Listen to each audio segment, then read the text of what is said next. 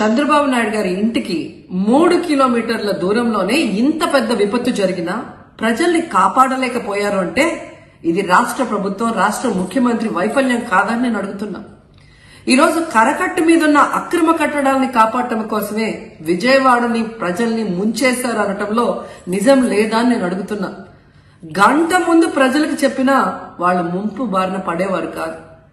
వాళ్ళని అప్రమత్తం చేసి ఒక సేఫ్ అయిన ప్లేస్ కి పంపించున్నా ఈరోజు ఇన్ని లక్షల మంది, దాదాపుగా 3 లక్షల మందికి పైగా 4 రోజుల పాటు కరెంటు లేకుండా, తిండి లేకుండా, చిన్న బిడ్డలకి పాలు లేకుండా ఈ విధంగా నీళ్లలో మునిగి అవస్థలు పడాల్సిన అవసరం లేదు.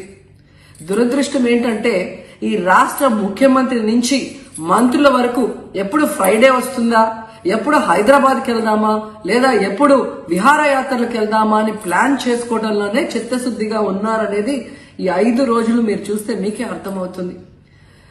30వ తేదీ భారీ వర్షాలు వస్తాయని ముఖ్యమంత్రి గారికి, మంత్రులకి 28వ తేదీనే వాతావరణ శాఖ సమాచారం అందించినా ఎటువంటి సమీక్షలు లేదు, ఎటువంటి ముందస్తు జాగ్రత్తలు లేదు, ప్రజల్ని కాపాడాలన్న చిత్తశుద్ధి లేదు అనేది స్పష్టంగా అర్థమవుతుంది. ఎందుకంటే ఈ రోజుటి వరకు 4-5 రోజులు ప్రజలకి తిండి అందించడంలో ఈ ప్రభుత్వం విఫలమైంది.